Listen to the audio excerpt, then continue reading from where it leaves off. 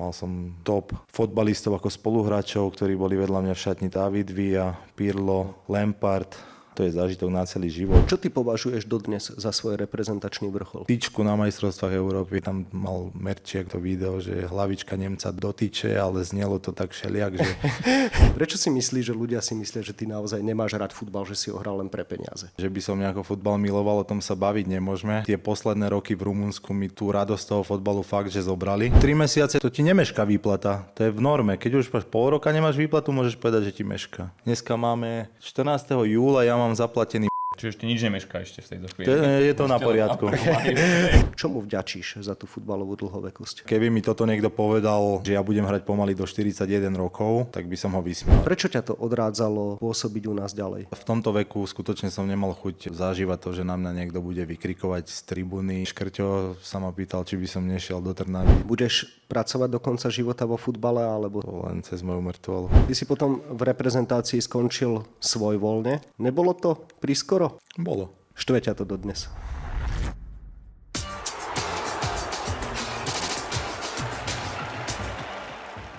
Ligové futbalové sezóny sa nám budú pomaly rozbiehať až tento mesiac, no a s kým, s ktorými hráčmi a s ktorými už nie, to sa priebežne dozvedáme počas leta, pretože niektorí prestupujú, niektorí zotrvávajú vo svojich kluboch, ale niektorí aj končia kariéry. No a či jedného takého máme dnes v štúdiu, to sa budeme pýtať v dnešnom podcaste Čo to hráte, podcaste, ktorý vám prináša denník Šport. Príjemné počúvanie vám želá od mikrofónu Vladimír Pančík. No a tým hosťom je bývalý slovenský futbalový reprezentant a či aj bývalý profesionálny futbalista, to sa budem pýtať Adam Nemec. Adam, vítajú nás v štúdiu. Ahojte. No a za denník Šport kolega Miro Antol. Miro, vítaj. Ahoj, ďakujem pekne za pozvanie. Adam, máme zvyčajne tak vo zvyku, že na úvod nedávame také tie 3 otázky na telo, ale nechávame si ich na záver, tak aby sme aj ľudí, aj teba nenaťahovali, tak poďme hneď na úvod 3-krát áno, nie.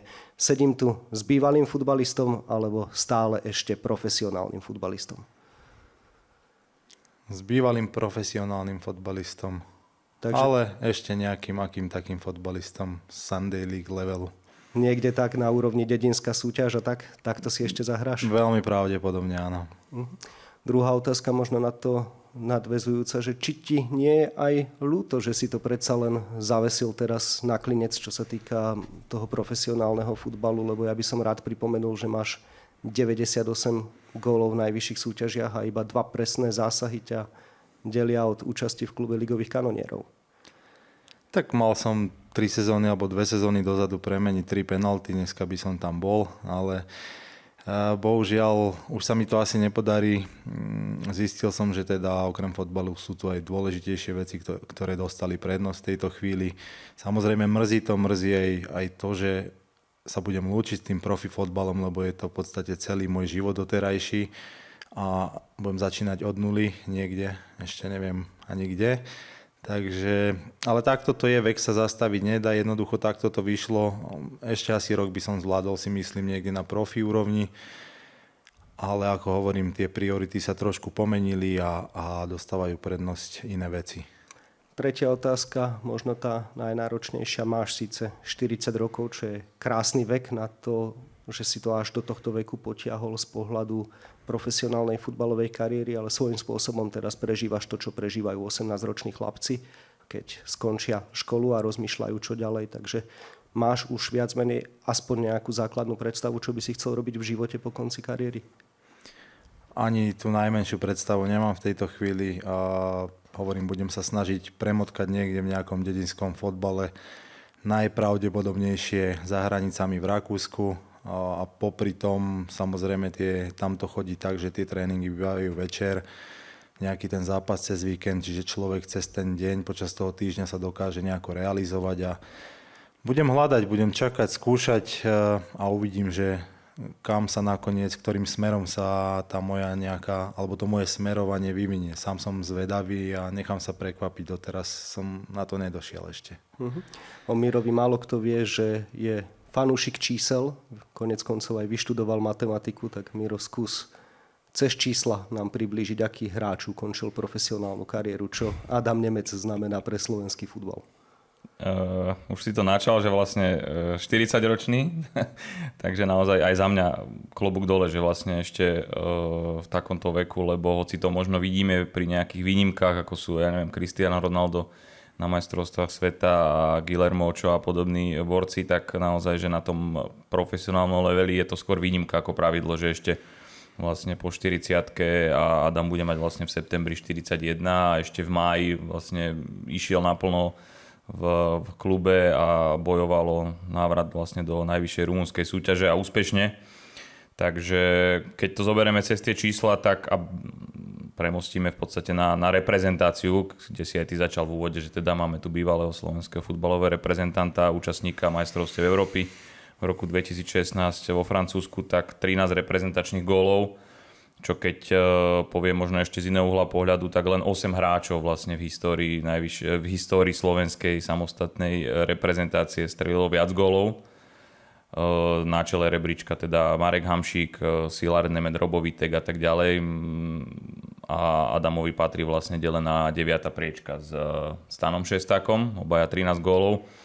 A Adam v tejto top 10 poviem, má vlastne tretí najvyšší priemer gólový na jeden zápas. Hej, že mnohí tí hráči dali... Presadzoval sa pravidelne. Tak, mnohí tí hráči dali vlastne možno viac gólov, čo sa týka toho absolútneho čísla, ale v priemere mali horší, lebo potrebovali viac zápasov na toľko gólov. Takže myslím, že sa bavíme o 0,31 alebo nejaké takéto číslo. Čiže plus minus každý tretí zápas dal Adam gól. 43 zápasov, 13 gólov. Áno, v podstate to sedí. Hej. Tak skoro každý tretí zápas, áno. A vlastne lepší boli v tomto, myslím, že len Marek Mintal. A teraz to druhé meno mi vypadlo. Sili Nemet. Ďakujem, Sili Nemet. Takže máš to zrátané? Áno, ja som to pozeral, tie štatistiky, to je pri tých stovkároch na tej Wikipédii a mňa tam zaujala tá vec, že tam je, že najväčší počet gólov otec a syn, tak tam ja s otcom sme vlastne na prvom mieste a tam sme prekonali také dvojice, ako sú Vajsovci, Kozákovci, hej, Mintalovci, Jančulovci, že to je také pekné, že s otcom sme to takto okolo 150 gólov vlastne spolu máme, myslím. To už hovoríme ale o tých ligových góloch. Áno, o tých ligových, áno. A k týmto reprezentačným, keby som sa vrátil, myslím, že z tých 43 zápasoch a zápasov, v ktorých som nastúpil, bolo ešte k tomu asi 8 asistencií, ak sa nemýlim, neviem úplne presne. Čiže ono to vychádza, že dokopy tých kvázi kanadských bodov bolo okolo 21 alebo 22, čož na takého fotbalistu, ako som ja, není úplne zle. Klobučík dolu. V každom prípade bola éra, keď sme si bez teba národný tým nevedeli predstaviť. Bolo jasné, že nech sa to zloží akokoľvek, tak na hrote bude Adam Nemec. A spomíname na to veľmi radi, na tvoje góly samozrejme. A ja by som možno začal to tvoje rozprávanie takou príhodou, ktorá sa mi stala minulý týždeň. Bol som s kamarátom na pive a rozprával som mu, že budem ťa mať ako hostia v podcaste. A on mi povedal, to bude skvelý podcast, lebo Adam Nemec v skutočnosti nemá rád futbal a on o tom vie perfektne rozprávať a ja hovorím, nie, to musí byť blbosť. Adam Nemec má rád futbal, inak by ho nehral do 40-ky. Prečo si myslíš, že ľudia si myslia, že ty naozaj nemáš rád futbal, že si ho hral len pre peniaze? Není to tak, že by som hral len pre peniaze, ale skutočne, že by som nejako futbal miloval, o tom sa baviť nemôžeme. A tie posledné roky v Rumunsku mi tú radosť toho fotbalu fakt, že zobrali. A ja som to už bral ako robotu proste. Ja som tam prišiel, odrobil som si, čo bolo treba. Samozrejme, tá práca má XY benefitov, o tom sa nemusíme baviť. A najmä kvôli tomu som to robil. Mne fotbal nejakú veľkú radosť už akoby neprinášal, to musím povedať úprimne. Takže tento pán ako nerozprával z cesty. Čo sa týka toho, prečo si to potom vyslovene naťahoval? Pre tie benefity, ktoré ponúka ten život profesionálneho futbalistu? Lebo málo kto futbal nehral, si nevie predstaviť, aký je ten futbal ťažký. Že jednoducho treba sa donútiť trénovať vždy, keď to ide. Sú to zabité víkendy, sú to zabité večery. Je to naozaj dlhá robota na tom štadióne stráviť človek veľa času. Ty si navyše hral ku koncu druhú rumunskú ligu a ak sa nemýlim, tak tá sa hrá na obed. Čo býva, o 11. áno. O 11. čo býva asi masaker v tých horúčavách. Takže prečo si to ťahal?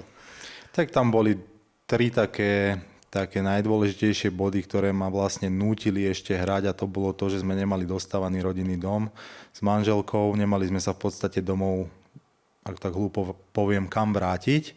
Čiže to bol prvý dôvod. Druhý dôvod, ako hovoríš, futbal je krásne povolanie, ponúka veľa benefitov, už len keď spomeniem len to, že teda trénuješ každý deň na čerstvom vzduchu, hej, že tá pracovná doba není 8 hodín ako u bežných ľudí, že celé to po obede v podstate som dokázal venovať rodine. A ďalšia vec, že som nevedel, čo ďalej.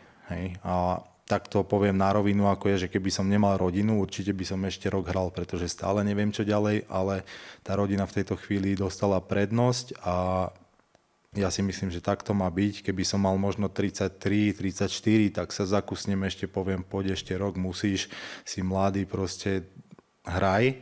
Ale mám v septembri 41 a keď som sa rozhodol skončiť kariéru, tak jednoducho nikto nemôže nič povedať. Hej. Potiahnuť ten futbal do tvojho veku je naozaj umenie za posledné roky, čo si na Slovensku spomínam, kto to dotiahol na nejakej ako vážnej úrovni, tak je to samozrejme Peťo Pekarík, aj keď ku koncu to už tiež bolo v jeho prípade paberkovanie, ale to je logické. Teraz v lete končil Martin Dobrodka ako 41-ročný kariéru, ale v druholigovom klube, v FK Pohronie. No a potom si tu ty, ktorý končí 40-ku a na rozdiel od Martina Dobrodku si hrotový útočník, ktorý končia tú kariéru podstatne neskôr. Nie každý je Cristiano Ronaldo alebo Lionel Messi, takže čomu vďačíš za tú futbalovú dlhovekosť? To neviem, či máme toľko času. Pozerám na tie tvoje stopky. Máme ešte 50 minút, nech sa páči. Ono je toho veľa, vieš, tie hviezdy sa musia nejak zraziť a musia byť na správnom mieste, ale začal by som asi tým, že v prvom rade teda vyhýbali sa mi zranenia. Hej, ja v podstate okrem toho, že som počas mojej bundesligovej éry padol zo stromu, čo není úplne bežné zranenie, to si musíme povedať. Ja som v podstate nebol zranený a dlhšie ako 3-4 týždne, že som mal nejakú drobnosť, ktorá sa vyskytla. Hej.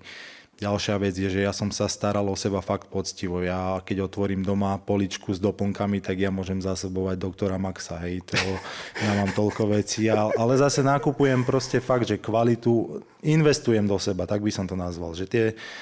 Investoval som veľa do seba, samozrejme nie som niekde na úrovni Cristiana Ronalda, ktorý tam asi pretočí, 1 milión mesačne na tú self-care, na to staranie sa o seba, ale trénoval som poctivo, nevynechával som tréningy, dával som si navyše tréningy, cvičil som v posilovni, strečoval som, každý týždeň ku mne chodil vlastne fyzio a masér, tí ma dávali dokopy, používal som Normatec nohavice, ktoré sú lymfodrenážne každý deň, ľadové kade, sauna, proste čokoľvek sa dalo a o čom som bol ja presvedčený, že mi pomáha, tak to som robil. Ale je to ťažké na tejto, akože ja nehovorím, že je to Liga majstrov, druhá rumunská liga, ale stále sa bavíme o tom, že nabeháš 10-11 kilometrov, XY šprintov, akcelerácií, decelerácií, proste máš tam high intensity running, nejaké vzdialenosti, kde som mával vždycky dobré čísla a musím povedať, že po zápasoch som trpel, akože veľmi, že tie 2 dní po zápase to bola hrúza. Potom som sa z toho dostal, tá regenerácia jednoducho trvá dlhšie. S tým sa nedá nič robiť, to sa nedá zmeniť, to je proste fakt, takže tam som si ja robil aj také, že vlastné tréningy po zápase, že som si urobil to, čo som ja považoval za vhodné a potrebné v tej chvíli, s tým nebol nikdy problém. A ja to považujem za malý športový zázrak, že človek ako ja sa dostal takmer na 41 rokov s 92 kilami, hej, a to je obrovská záťaž pre to pohybové ústrojenstvo, šlachy, klby, a väzivá, svaly, hej, že to je neskutočná záťaž za mňa. Napríklad, keď poviem teraz, vyťahnem, že Modrič, ten je myslím o týždeň mladší ako ja, ale má 65 kg, tak jemu jednoducho sa ľahšie beha, hej, pre ňo je to jednoduchšie. Kdeto ja som útočník, 3/4 zápasu sa zrážam s každým, hej, a takže... Ešte mal aj náročný spôsob boja, ty si nikdy nebol ten futbalový elegán, ale ten, ktorý sa bil s tými obrancami, takže o to bolo určite náročnejšie. Presne o tom hovorím, že ešte sa tam musím zrážať, že je to jednoduchšie ako stoper, ktorý keď má trošku prehľad a rozum, tak si to dokáže tam ukočírovať, nenabeha sa toľko. Takže ja som sám zo seba prekvapený a keby mi toto niekto povedal na začiatku mojej kariéry, že ja budem hrať pomaly do 41 rokov, tak by som ho vysmial reálne. Hej. Si pyšný na seba? Určite som hrdý, že som to takto dlho dokázal profesionálne hrať fotbal, lebo ako si už spomínal, úplne bežné to není a je to pre hráčov takého somatotypu, ako som ja, že proste vysoký, veľký, ťažký.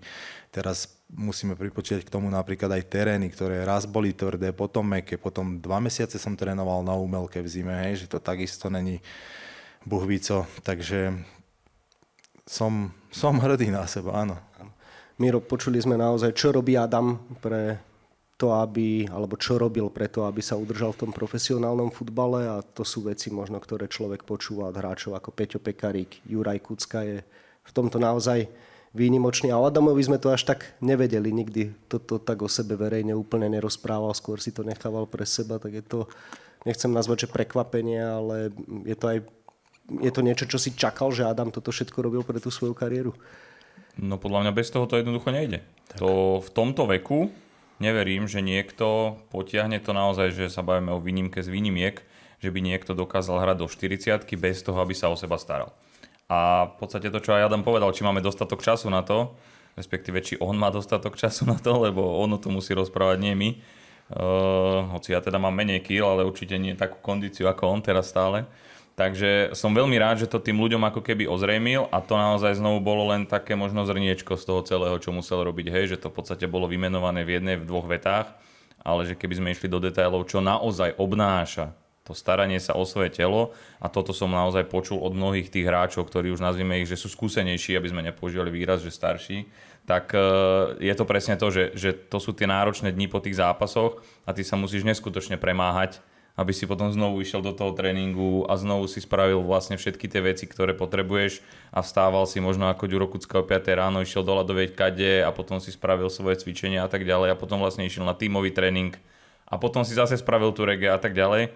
Takže mne sa veľmi páči, že to otvoril vlastne Adam a určite by sme o tom mohli hovoriť ešte oveľa dlhšie, že čo všetko, ale teda na tvoju otázku odpoveď je tá, že mňa to neprekvapuje, lebo bez toho by to nešlo. O to viac ma štve, že si sa zasekol na tej 98, lebo by som ti doprial tú 100. A štve ma aj to, že takýto profesionál nezakončí tú kariéru na Slovensku, kde by si mohol našim mladým hráčom v lige ukazovať nielen čo vieš z futbalu, ale aj čo robíš preto, aby si sa udržal na takejto úrovni. Ty si sa už v minulosti vyjadril, že nechceš futbal končiť v Nike lige. Prečo ťa to odrádzalo pôsobiť u nás ďalej? V podstate iba na tých nejakých negatívnych zážitkoch, ktoré teda naši chlapci, ktorí sa po dlhoročných anabázach v zahraničí vrátili domov.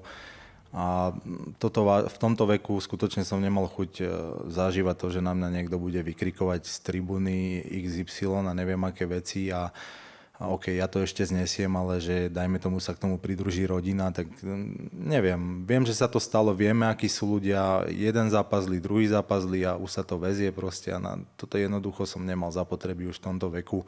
Preto som si to radšej aj dohral v tom Rumunsku, kde som si za tie roky vybudoval nejaké také dobré renome, by som to nazval, že aj ľudia ma tam mali radi a jednoducho bol som v podstate aj vzorom pre tých ostatných, aj čo sa týka tejto dlhovekosti, aj profesionality. Takže v zásade kvôli tomu, priznám sa, že v zime som debatoval ohľadom našej ligy, že by som šiel do Skalice, tam si myslím, že by sme sa vedeli v tej chvíli aj dohodnúť, ale bolo to také, že tie zimné prestupové termíny sú také, že narýchlo a musel by som to riešiť, sťahovať sa, všetko nejako vybavovať a nakoniec sa rozhodol, že to teda dohrám v tom Rumunsku. Teraz pár dní dozadu mi ešte vlastne Škrťo sa ma pýtal, či by som nešiel do Trnavy, že majú nejakého mladého útočníka, takého 17-ročného, že by som mu ako mohol byť kvázi nejakým takým mentorom. A otcom. A otcom už aj v podstate, že už aj dedom možno, čo ja viem.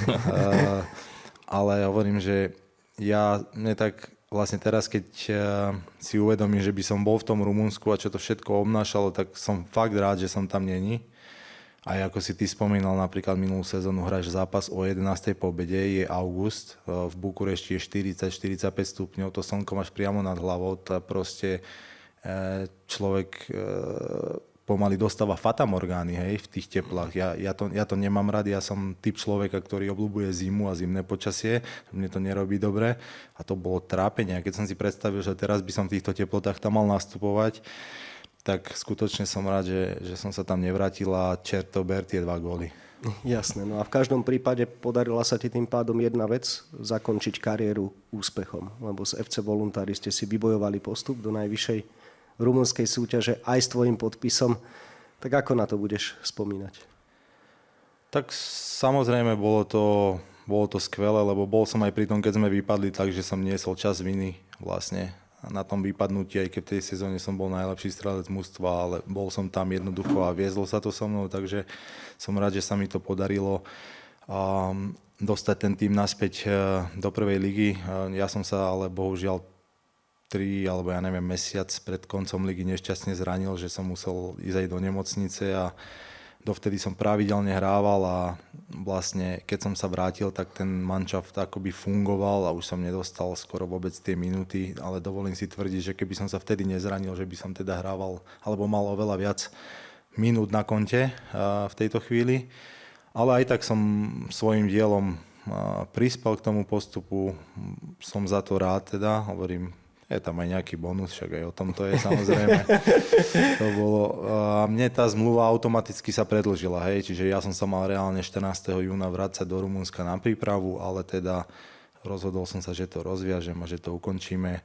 Ten náš generálny riaditeľ, s ktorým ja teda mám také nadštandardné vzťahy, tak on až na 6. telefonát pochopil, čo mu ja hovorím, lebo on sa smial, hovorí, ty každý rok mi hovorí, že končíš, ja viem, že nikdy neskončí, že ale potom, keď to začalo byť vážnejšie, tak už trošku spozornil, že ups, že ty asi ozaj končíš. Hovorím, ja ti to vravím už 5. telefonát. A ty sa len smeješ, ale ja som ho chápal, lebo reálne každý rok som mu hovoril, že končí, lebo mňa tam toľko vecí vytačalo, že ja keby som mal čo robiť do budúcna, tak ja skončím už dávno. Ale jednoducho nevedel som, čo budem robiť, keď skončím, tak som musel hrať. A on to vedel a myslel si, že to bude takto aj tento rok, tým, že tá zmluva mne sa automaticky predĺžila a v prípade postupu. Skús teda približiť, čo ťa tak strašne štvalo v tom Rumunsku. Predsa len Rumunsko je silná futbalová krajina, má kvalitnú ligu, tie kluby niečo vedia dosiahnuť. Čak v minulej sezóne napríklad Trnava neprešla v pohári cez Univerzita Krajova, neviem, či to dobre čítam úplne. Takže skús možno približiť, čo také ťa tam tak strašne štvalo. Veď ešte aj tá Bukurešť je už pekné miesto na život. Tak, čo sa týka Bukurešti, ja by som tam kľudne ostal žiť, keby to bolo na mne, hej. S tým by som problém nemal. To bol aj jeden z hlavných dôvodov, prečo my sme tam tak dlho boli, lebo život tam bol pre nás skvelý, nám sa tam páčilo, ale jednoducho ten fotbal, oni napriek tomu, že sú fotbalová krajina, keď to teraz v globále poviem a začneme sa o tom baviť, tak možno vám to docvakne, že ich je, ja neviem, 20 miliónov v Rumunsku.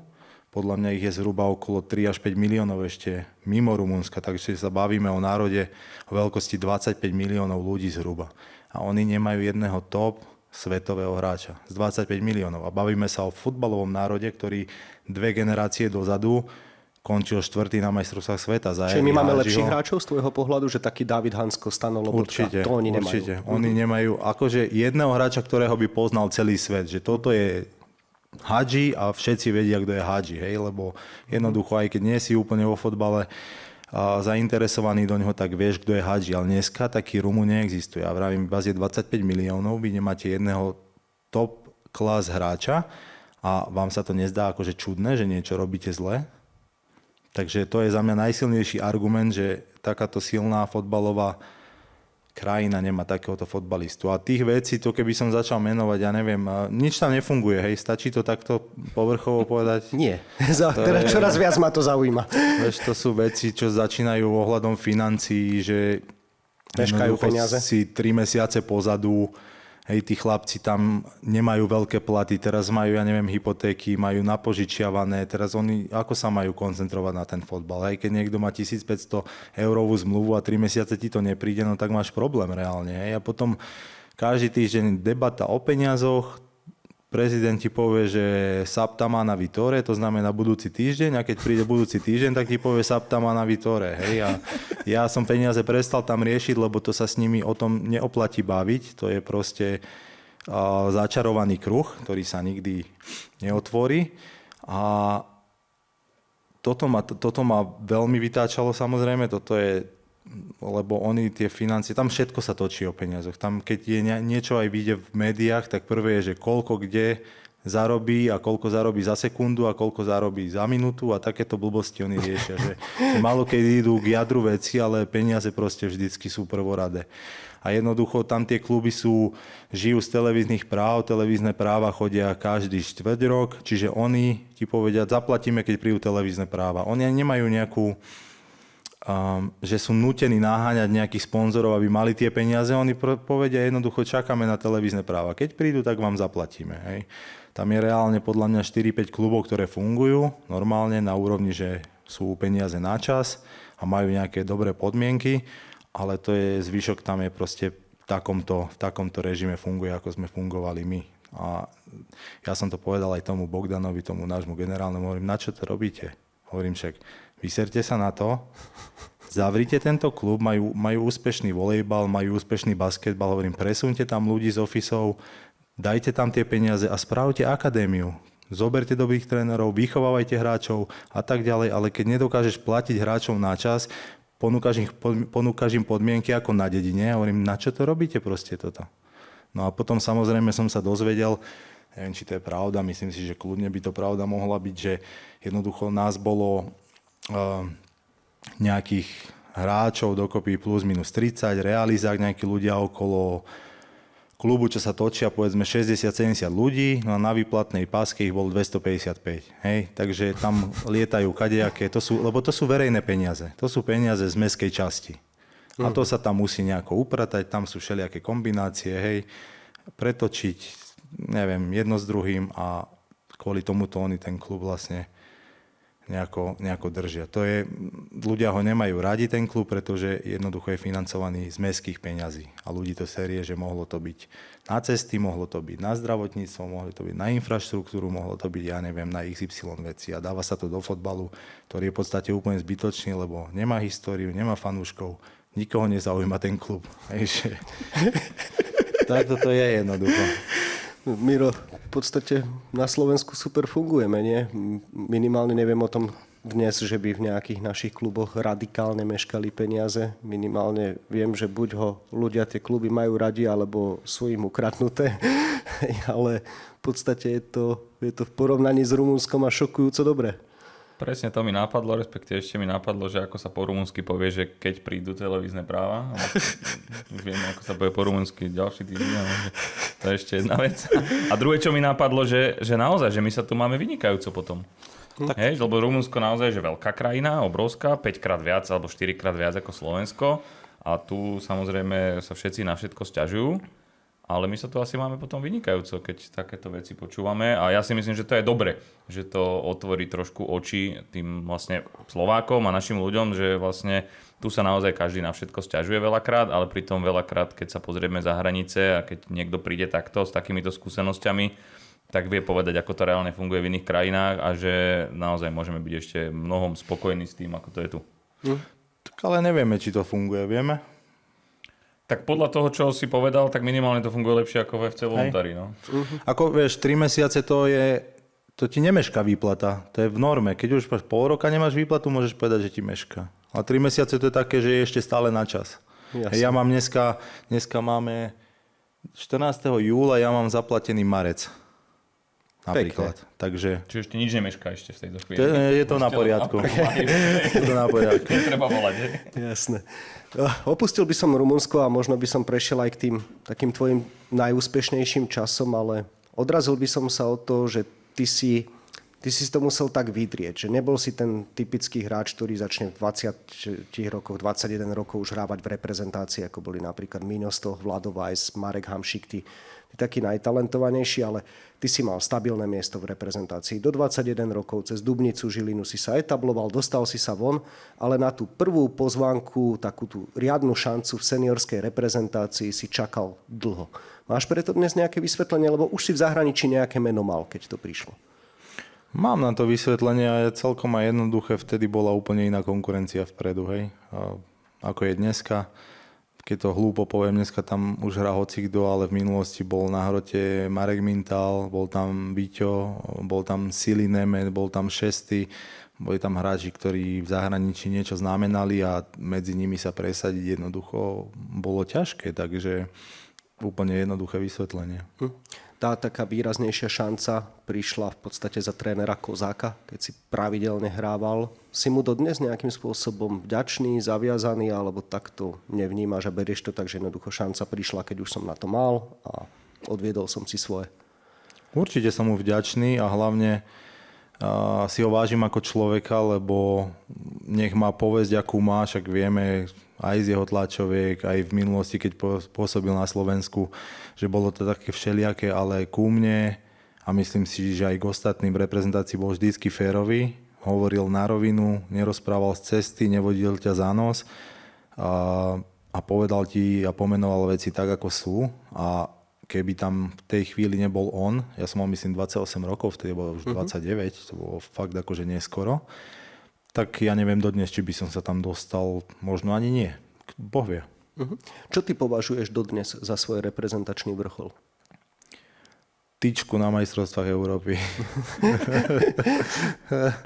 Ja som myslel, že majstrovstvá Európy nespomenieš, keď sa bavíme o Eure 2016, pretože ty si odohral celú tú kvalifikáciu, ale na Eure hrával na hrote Ondro Duda. A to je niečo, čo v podstate ťa muselo vtedy štvať. Ja som bol rád, že som sa tam vôbec dostal, lebo ja som bol na klubovej úrovni v takej situácii, že som nemal nahraté skoro nič. A si bol v Amerike, ak sa nemýlim. Aj v Amerike, aj v Holandsku. Vlastne do Holandska som išiel kvôli tomu, aby som si nazbieral nejaké minúty pred Eurom. To sa mi nestalo, takže ja som bol rád, že vôbec som sa dostal do toho výberu napriek tomu, že som odohral celú kvaldu. A to, že som nehral, bolo úplne asi logické, pretože jednoducho som nemal nahraté. To som rád, že som sa dostal aspoň ako striedajúci hráč na to ihrisko a hovorím, že toto ma mrzí, že som vtedy proti tomu Velsu dával tyčku, že to by bol asi ten najkrajší moment, ktorý by mi ostal. Samozrejme, celá repre mi ostane navždy v pamäti, ale toto by bolo niekde na špičke toho ľadovca, keby sa mi podarilo na Eure skórovať a vrátiť nás vlastne do zápasu. Myslím, že to bolo za stavu 2-1 pre Wales, nie som si istý. Tam mal Merčiak Marek to video, že hlavička Nemca dotýče, ale znelo to tak všeliak, že keď sa musel dlhšie alebo párkrát si to znova pustiť, že čo on vlastne povedal. Takže toto určite bol taký, alebo bol by taký najkrajší moment. Áno, to je ten paradox, že dal si 13 gólov a vrchol pre teba je žrť. Takže z tých gólov ti tak žiaden neutkvel v pamäti? Čo mi tak... Teraz nebol som pripravený na takýto hlboký rozbor. Samozrejme, všetky góly si myslím, že by som dokázal si v hlave niekde vyťahnuť a opísať a rozpamätať sa. Ale na čo si tak viem spomenúť vždycky je keď som nahrával malému Stankovi na gól vo Wembley, to bola taká pekná akcia, takže na to si rád spomínam, to si aj občas pustím na YouTube, lebo to si myslím, že bola aj odo mňa dobrá prihrávka, aj to, že sa Mali objavil na hrote, bolo tiež také šokujúce a akurát škoda, že sme nakoniec prehrali, ale zážitok to bol veľký. Ale po tomto góle sme viedli vo Wembley 1-0, to bol naozaj veľký zápas pre Slovensko a paradox, Miro, že Adam ako hrotový útočník, ktorý bol známy tým, že dáva góly, prihral Stanovi Lobotkovi, ktorý bol známy tým, alebo je známy tým, že vie z futbalu všetko, len nedávať góly. Takže takto to vyšlo. Pre teba je toto tiež možno vrcholový moment Adama v reprezentácii, alebo si pamätáš iný? Ja som dúfal, že ho nespomeniem, že budem môcť zafrériť, ale podľa mňa to je ten gól v Luxembursku, ktorým si pomohol spečatiť ten postup na Euro. Tiež to tak áno, to bolo na 3-1, myslím. To bol, myslím, že na 2-0. Na 2-0. Robo dával prvý, myslím, že na 2-0. A potom som dvakrát Marek Hamšík. A potom som ešte aj penaltu urobil. Sa mi zdá pre nich. Oni dali na 3-2 a Hamšo dával na 4-2. Tak. Ja pre nich si urobil tú penaltu. Áno. Som bol aktívny, som sa vrátil až do 16 a mne sa zdá, že ja som to urobil. Okay, to si nepamätám, ale pamätám si ten gól a pamätám si samozrejme aj potom tie veci, čo sa diali po zápase a tú oslavu a tak. To si ja nepamätám. Tak. Ale ťal ten televízor z okna. Nie, lebo Keď si nepamätá, ako to má byť. dalo sa otvoriť len na vetračku. Neprepchal sa. Skúšali ste. Ale nie, to bol naozaj veľký zápas. Tam akože to si myslím, že aj tam bolo veľa fanúšikov slovenských, aj vy ste to vtedy tak prežívali. Áno, za že to stavu bolo vlastne... 3-0 kričali, že zobudte sa na nás, naši Áno, Slováci. to zase úplne takto neviem, ale... To si presne za stavu pamätám. 3-0? Áno. Alebo nie, 3-0, bolo 3-0? Asi... Nebolo 3-0. Neviem, proste boli sme vo vedení a mali sme aut pri line, ja som tam bol s malým Vladom niekde a normálne kričali na nás tam spoza tohto nejakí Slováci, že zobudte sa, čo to hráte. Aj si odkričal? Čo to hráte? Čo to hráte? No, presne. Ale nakoniec teda 4-2 postup a podľa mňa toto je tiež možno niekde u teba ako taký highlight, lebo vlastne vybojovať ten postup, zažiť tie postupové oslavy, muselo byť niečo úžasné. Určite, áno. To bola aj celá tá kvalifikácia, sa mi zdá, že mne vtedy vyšlo, neviem, či som nedal, že až 5 gólov a 3 asistencie vtedy, alebo to bola iná kvalifikácia. Nie, to bola tá ďalšia. Na 2018 si mal 3. Vlastne Áno. z tých 13 gólov, ešte to som si pozeral, 8 súťažných a 5 prípravných. OK. Áno, to... A jedna tyčka. A jeden ten ešte vlastne si spomínam na ten gól so Slovinskom, čo bol vlastne vlastný gól. Áno. Takže, ale myslím si, že keby teda ja som tam v tej chvíli nestal pri tom obrancovi, že asi by si ho nestrelil, nejako by to...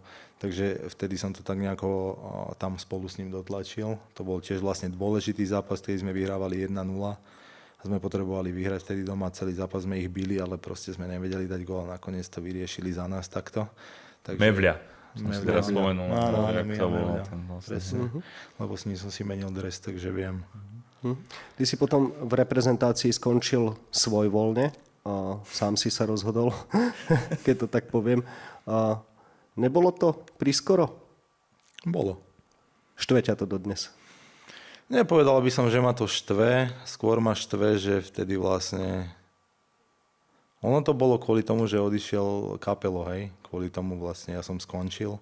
Prišiel tam Hapal, s ktorým som ja nemal dobrú skúsenosť osobnú. A jednoducho... Zažili? To sa mi nechce teraz rozoberať. Jednoducho niečo urobil, čo mne sa nepozdávalo a myslím si, že sa zachoval nie fér voči mne. A vtedy tam on vlastne prišiel a keď som ja videl, čo sa tam deje, on si tam vtedy doniesol celú tú 21 a aký chaos tam bol a ako všetci rozprávali, dajte tých starých už preč, nech idú hrať mladí. Ja som si vtedy povedal, že OK, tak nech sa páči, že takto to spravíme a bude to vybavené. Ale keby neodišiel reálne Kapelo, tak ja by som... Nehovorím, že hral doteraz, ale určite by som v tej chvíli neodišiel z reprezentácie. Plus sa pridal Škrťo s Hubom a už to bolo potom jasné, hej, že v podstate tá partia, s ktorou som trávil najviac času na tých zrazoch, sa to nejako tak celé uzavrelo aj samo. Oni potom doleteli na Cyprus aj s Brunegrafom. Lebo ty si hral podľa mňa vtedy vôbec najlepší futbal na klubovej úrovni, keď sa rozprávame. Áno. Za mňa si tiež myslím, že asi áno. Mne sa darilo aj na klubovej úrovni a oni vtedy prišli aj na Cyprus. Ja som hovoril, že nemusíte chodiť, že proste nemáte šancu ma prehovoriť, ale asi si potrebovali spraviť vtedy výlet zo zväzu, vieš, tak došli na ten Cyprus a skúšali to, ale ja som povedal, že tam jednoducho je cesta zarúbaná. Tak rozhodol som sa, že proste skončím. Vtedy si to na verejnosti úplne nevysvetlil takýmto spôsobom. Jednoducho nepovedal si, že pre trénera. Hej, že tak by som to povedal. Že, a vyvolávalo to stále otázky. A prečo? A toto a hento. Nemrzí ťa dnes, že si vtedy nepovedal na rovinu, že ja s Hapalom nemôžem robiť, lebo sa raz voči mne zachoval nefér? Ja si myslím, že niektorým veciam treba dať čas a v tej chvíli by to možno zbytočne vyvolalo nejaké špekulácie, emócie, reakcie, konflikty a ja som nekonfliktný človek, nerád sa púšťam do takýchto vecí, takže nepovažoval som to v tej dobe za potrebné to vyťahovať. Pavel Hapal skončil, dá sa povedať, ešte nie na konci tej kvalifikácie majstrovstiev Európy 2020, pretože skončil pred semifinále baráže, ktorú Slovensko hralo, respektíve predfinále baráže, lebo semifinále baráže cez Írsko ešte urobil on, ale v finále už Štefan Tarkovič a vtedy sa vrátil Tomáš Hubočan do tímu. a samozrejme Štefan Tarkovič vás oslovil všetkých. Ako si na to spomínaš? Nechcel si sa vtedy vrátiť? Potom musel Mišo Ďuriš zažiariť. Ja som o tom vtedy uvažoval, Pišta mi volal samozrejme, že by bol rád, keby som sa vrátil, ale ja som vtedy vlastne bol v Dyname Bukurešť a tam bola katastrofálna situácia, či už klubová, alebo aj akože moja, čo sa týka nejakých štatistík. Ja som síce hrával, ale nám sa nedarilo, nebolo to dobré a nechcel som robiť zo seba klauna, že jednoducho raz som povedal, že skončím a teraz som sa zrazu rozhúpal a že idem naspäť. Mám rád, keď niečo poviem a jednoducho to platí. Ale len hlupák nemení svoje názory. Ale tak... Tým nechcem povedať samozrejme, že si hlupák. Ale povedal si to. Nie, ale... Chcel Tomáša Hubočana zastať, ktorého si zase nazval Šašom. Klaunom.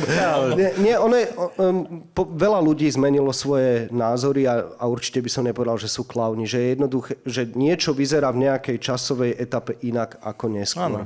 Hej. A ja už som to tak bral, že jednoducho raz som to uzavrel a nebudem teraz fakt, že zase to poviem, že šaškovať, že teraz sa vraciam naspäť a jednoducho, a to bolo tak, že ja by som išiel možno, že na jeden zápas a potom, čo bolo, potom išlo euro, nie? Áno.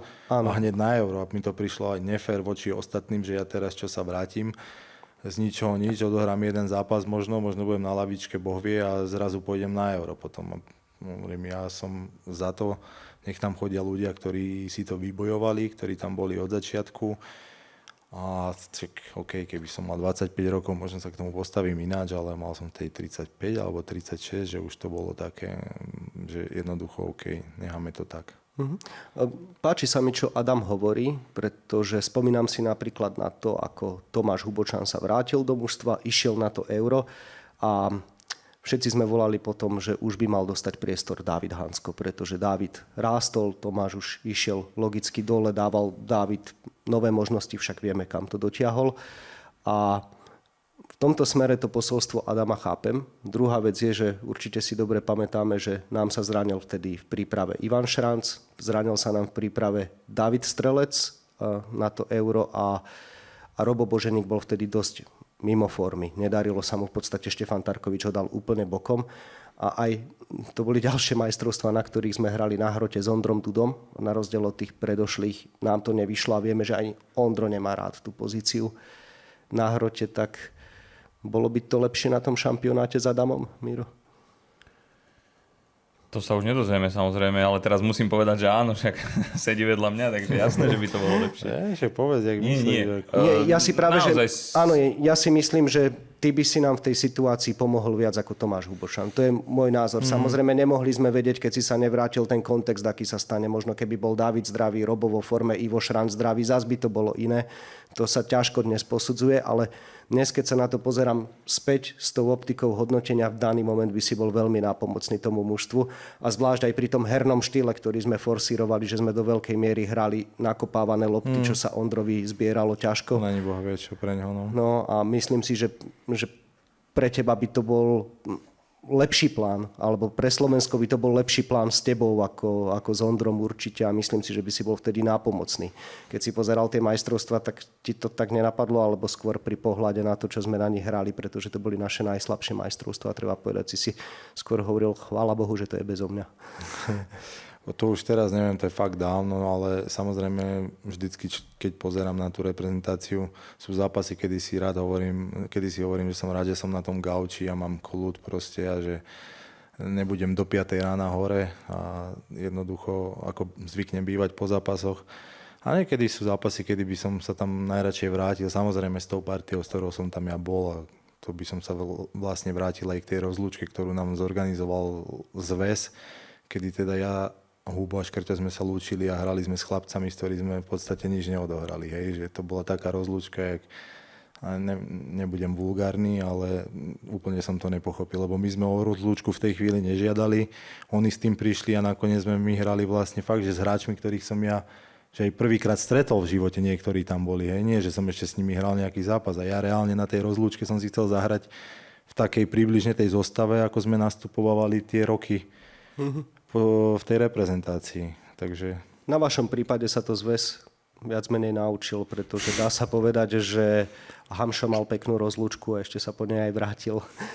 A peknú rozlúčku mal teraz Peky. Treba povedať, že to bolo naozaj veľmi silné. Čiže ten pocit bol z toho určite úplne iný. Takže neviem, či si to pozeral, ale si z toho taký dobrý dojem. Áno.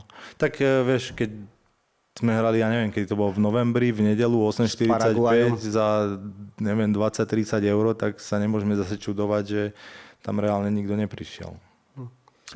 Na druhej strane asi bolo lepšie, že sa niečo urobilo, ako keby sa neurobilo nič, nie? To by ste možno vyčítali viacej. Ale tak ja si myslím, že mohlo sa urobiť úplne jeden taký nejaký úplne bežný, nesúťažný zápas, hej, ja neviem, proti Mufuze, hej, alebo čo ja viem, niečo, ale Toto je niečo, na čo zabúdame. Ja si zase nemyslím, že hráč musí mať rozlúčku, že nastúpi, odohrá zápas, však aj ten tréner logicky mu to narúša, ale pozvať ich na nejaký zápas vážny, keď vieme, že sú plné tribúny, dať ich na ihrisko pred zápasom, zatlieskať celý štadión, odostať pamätné veci. Aj toto je, podľa mňa nie je nikde napísané, že každý hráč, ktorý v reprezentácii niečo dokázal, musí mať rozlúčkový zápas. A zvlášť v tom dnešnom súťažnom kalendári. Hej, veď to je asi normálne, ale treba povedať, že sa v tomto zväz zlepšil, keď by sa zlepšil aj v iných veciach, ale to už je na inú debatu. Na čo si najviac hrdý z klubovej kariéry? To sme neprebrali. Zažil si Nemecko, zažil si Belgicko, krásne roky na Cypre, najdlhšie obdobie v Rumunsku, Amerika, kde sú dnes majstrovstvá sveta. Takže čo ťa nabíja takou hrdosťou z tej klubovej kariéry? Tak keby som to bral po úspechoch, tak samozrejme titul v Žiline 20 rokov alebo 21 som mal, to bol krásny zážitok, hej, na to rád spomínam, dokonca som aj hovoril Hubovi, aj Karolovi Belaníkovi, že bude 20 rokov na budúci rok, že by mohli zorganizovať nejaký taký zápas proti niekomu, že by sme sa tá partia vrátili a zahrali si, že po 20 rokoch by bolo fajn sa zase vidieť a porozprávať. Potom vyhral som belgický pohár, tam som ale nenastúpil do zápasu, takže to má takú pachuť trošku, že jednoducho som si to odsedel na lavičke, ale tak mám to v CVčku, no tak neviem. Hej, potom samozrejme úplne jedno z tých najkrajších období v Kaiserslauterne, kedy sme postúpili do Bundesligy, hneď moju prvú sezónu, kde sme vtedy spolu s Jendrom hrávali na Hrote. Tam som tú sezónu dohral takmer celú, alebo aj celú. A tam tie oslavy boli úžasné, takže to bol krásny zážitok, postup do Bundesligy. No a potom vlastne Union Berlin, takisto pekné obdobie až na ten záver. O tom sa mi nechce teraz rozprávať, ale tam ma to bavilo, či už zo životnej stránky alebo z fotbalovej stránky, lebo je to špecifický klub za mňa. Veľmi dobrý klub si myslím, hoci kedy by som sa tam vrátil. Potom prišlo nešťastné obdobie v Amerike a v Holandsku, v Amerike aspoň akože urobil by som ešte raz to rozhodnutie, lebo ako životná skúsenosť to bolo na nezaplatenie. Videl som, zažil som, mal som top fotbalistov ako spoluhráčov, ktorí boli vedľa mňa v šatni, takže to bol takisto. Pripomeň, zaujímavé meno. David Villa, Pirlo, Lampard, Andoni Iraola. Takže táto štvorka tam bola v tej chvíli a to je zážitok na celý život. Holandsko nejdem ani spomínať, tam to je úplne zbytočné. No a potom vlastne takisto pekné obdobie v Dyname, kde sme vlastne vyhrali pohár, po XY rokoch prišla nejaká trofej pre Dynamo, ja som vo finále strelil 2 góly, vyhrali sme 2-0, takže som im aspoň malú radosť urobil tým fanúškom. Potom vlastne som šiel na Cyprus, kde som sa prvýkrát v živote stal najlepším strelcom. Paradoxne som hrával na pravom krídle, ale bavilo ma to, bolo to lepšie ako na Hrote. Mali sme tam hroťaka, ktorý mal 2 metre, bol väčší o hlavu ako ja, takže on sa mi tam zrážal, ja som si tú silu ušetril na iné veci a podarilo sa mi dať 16 gólov, myslím, a vyhral som asi o gól pred niekým vtedy. No a potom už to Rumunsko išlo, to už bolo také hore-dole, ale Adam zreje ako víno, keď to tak povieme, naozaj sa stále zlepšoval, možno až naozaj tie posledné rok, 2,5 bol už nejaká zostupná tendencia tých výkonov, ale to je normálne. Čo hovoríš, Miro, na tú schopnosť naozaj rásť počas celej tej kariéry. Pekne sa to počúva, pekne sa to vyvíjalo. Ja len nadviažem, tak ma zaujalo Andoni Iraola, teraz nový tréner Liverpoolu, takže máme kontakt, hej, vieme to nejako potom. Tak, vieme ho do podcastu zavolať. Ja si myslím, že by si ma ešte ako pamätal, lebo sem tam sme spolu jazdili, ma brával autom na ten tréning sem tam, lebo ja som v New Yorku auto nemal, takže som jazdil s kým sa dalo a veľakrát ma brával aj on. Som taký príjemný chlapec to bol vtedy. Zažil si naozaj tých top futbalistov v rámci svetovej úrovne. Čo robili možno inak? Prečo boli hráči ako Lampard, Pirlo svojho času najlepší na svete? Alebo medzi najlepšími? Alebo nerobili nič iné ako ty, len mali toho trošičku v tom vienku viac? Pirlo určite si myslím. Ako ten si neviem si predstaviť jeho, že on otvoril dvere na fitku niekedy. Alebo na nejakej regeneračnej linke. Jednoducho to on to mal v sebe. Jednoducho si myslím. Lampard to bol taký drič, ten si myslím, že to bolo, samozrejme hral v Premier League XY rokov, takže dosiahol to veľa viac ako ja, ale takisto si myslím, že musel dreť viacej ako taký Pirlo napríklad. A David Villa, keď ho spomeniem, takisto ten, keď mal deň, tak ste ho nevedeli zastaviť, ale zase prišiel deň, kedy mu všetko vadilo a vôbec dokázal si ho vlastne z toho zápasu behom 5 minút vyšachovať, ale keď mal ten deň, tak sa nedal zastaviť. A idem skákať z 5. cez 9. až 8. najlepší spoluhráči v reprezentácii? Akože povahovo alebo herne? Povedz aj. Pokojne. Tak my sme boli takú tú partiu sme mali, to bolo vždycky ten náš taký ročník plus minus 2-3 roky hore dole, že Škrťo, ja, Hubo, Kuco, Hamšo, aj mali Vlado s Robom. Akože neboli to nejaké skupinky, ale tak večer sme sa takto stretávali, že u masérov na maserských izbách po väčšine, plus ešte z tej staršej generácie Kubo, Šesty, Jano Mucha, Jano Ďurica. Tak toto, že jednoducho, my sme tam veľa mladých na začiatku ani nemali. Áno. Vtedy došiel iba Ondro Duda s Hrošom, keď niekde v Macedónsku alebo kde to spievali, to máme ešte to video niekde. Čiže my sme boli takí, akože väčšinou všetko starší hráči. Oni dvaja jediní sa pridali, potom na nich nadviazal Škrínka s Ostánkom. A to bolo v podstate aj viac menej všetko.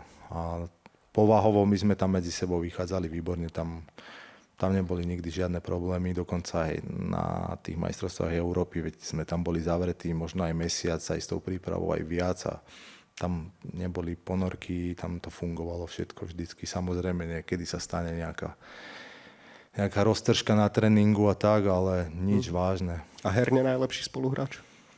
Tak herne určite Hamšo samozrejme, Máli Stanko. Si pamätám, som ťa chytil v mixzóne po zápase Slovensko-Anglicko. To bol ten prvý zápas kvalifikácie MS 2018.